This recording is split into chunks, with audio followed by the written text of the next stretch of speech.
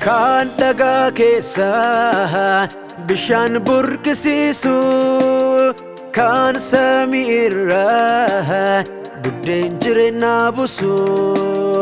kan malaltee guddaan saba ofii maasaku,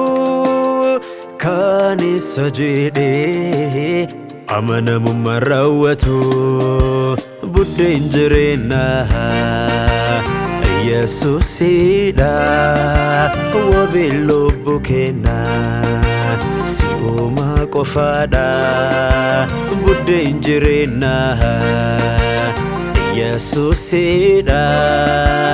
wabii lubbuu keenyaa si'uma qofaadha siinala eessa dhaqna nuti si malee hinjiru jireenyi si malee hinjiru jireenyi nu kanaaf eessa dhaqna sirraa waan hundaatu si harka jira waan hundaatu si harka jira si malee hinjiru bayanii galuuni si malee hinjiru nyaatanii dhuguuni si malee hinjiru galmaa gayuuni si malee hinjiru ulfina argachuuni.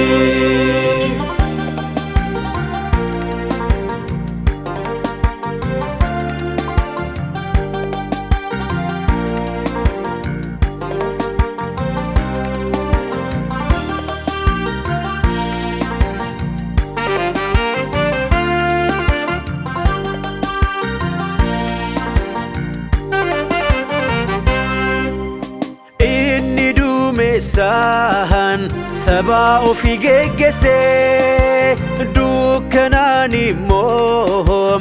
addeessaan masakkee nullee malaltee guddaan kan nu ceesisu bakkeenya ulfaata kan nurraa buusu siidha yaa Yesuus kan nuuf dhaabatu siidha yaa Gooftaa kan nuuf birmatu siidha yaa Yesuus kan nuuf dhaabatu siidha yaa Gooftaa kan nuuf birmatu siinala eessa dhaqna nuti si malee hinjiru jireenyi si malee hinjiru jireenyi nu kanaaf eessa dhaqna sirraa waan hundaatu si harka jira waan hundaatu si harka jira si malee hinjiru bayanii galuuni si malee hinjiru nyaatanii dhuguuni si malee hinjiru galmaa gayuuni si malee hinjiru ulfina argachuuni.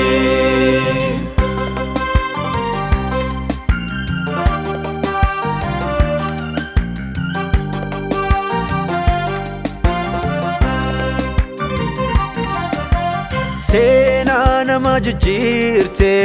ulfinaan dhaabsista dhibamaa dagatameellee sireessaa baachifta dhiigni waggaa 12 siidhaan dhaabata inni namaan tuffatame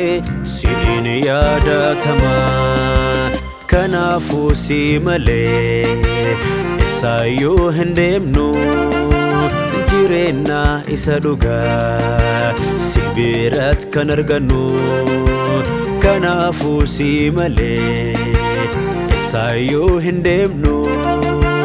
jireenya isa dhugaa si biratti kan argannu siinala eessa dhaqna nuti si malee hinjiru jireenyi si malee hinjiru jireenni nu kanaaf eessa dhaqna sirraa waan hundaatu si harka jira waan hundaatu si harka jira si malee hinjiru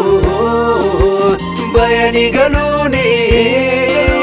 si malee hinjiru nyaatani dhuguni si malee hinjiru galma gayuni si malee hinjiru ulfina argachuuni